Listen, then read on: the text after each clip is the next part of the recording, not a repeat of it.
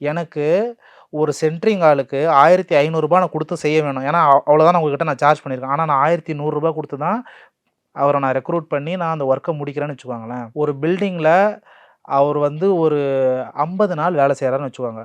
சென்ட்ரிங்ன்ற ஒரு டிபார்ட்மெண்ட்ல, ஆர்சிசின்ற ஒரு டிபார்ட்மெண்ட்ல, சென்ட்ரிங்ன்ற ஒரு செக்மெண்ட்ல ஃபிட்டர்ன்ற ஒரே ஒரு ஆளுக்கு நான் மினிமம் ரூ. 300லேருந்து ரூ. 400 மிச்சப்படுத்துறேன். அவர் வந்து 10 நாள் வந்தாருனாலே எனக்கு ₹4000 ப்ராஃபிட். இதே மாரி தான் ஒரு ஹெல்ப்பருக்கும் நடக்கும். ரூ. 800 வேலை செய்றவங்களும் இருக்கிறாங்க. ரூ. 1000 வேலை செய்றவங்களும் இருக்கிறாங்க.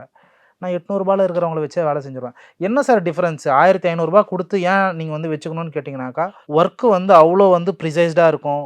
டைம்லியா வந்து முடிப்பாங்க. ஸ்ட்ரக்சரல் டிராயிங்ல இருக்கக்கூடிய பாராமீட்டர்ஸ இன்ஜினியர்ஸ் இப்ப இருக்கிறவங்க படிக்கிறாங்களா தெரியாது. ஆனா அவங்க வந்து படிப்பாங்க. ஸோ இந்த மாரி நெறைய ஆஸ்பெக்ட் வந்து இருக்குது. அதனால அந்த பிரைஸ் வந்து குடுத்தா தான் அந்த மாரி ஒரு மேன் பவர நம்மளால ப்ரொக்யூர் பண்ணி பில்டிங் வந்து ப்ராப்பரா பண்ண முடியும். இந்த மாரி மேசனரி டீம்லயும் வந்து இருக்கிறாங்க. Masonry team, flooring team, electrical team எல்லா டீம்லயுமே ஸ்கில்டு பெர்சன்ஸ நம்ம ரெக்ரூட் பண்ணி ஏன்னா இது வந்து என்ன சொல்றது? ப்ளூ காலர் எம்ப்ளாயீஸ் வந்து ஒர்க் பண்றதுனால, ஒரு கார்ப்பரேட் எம்ப்ளாயி மாரி வந்து நீ இன்னைக்கு வந்தாக்கா நாளைக்கு வரணும் அப்படின்றதெல்லாம் வந்து கிடையாது. அவங்க இன்னைக்கு வருவாங்க, விருப்பப்படலன்னா நாளைக்கு வந்து வரமாட்டாங்க. அவங்களுக்கு சேலரி நீங்க ப்ராப்பரா குடுத்துட்டு, உங்க கம்பெனியோட எத்திக்ஸ வந்து நீங்க ப்ராப்பரா எஜுகேட் பண்ணீங்கன்னா, கண்டிப்பா உங்ககிட்ட வேலை செய்வாங்க. அப்படி வேலை செய்யும்போது அந்த ஃபைனல் அவுட்புட் பெட்டரா இருக்கும்.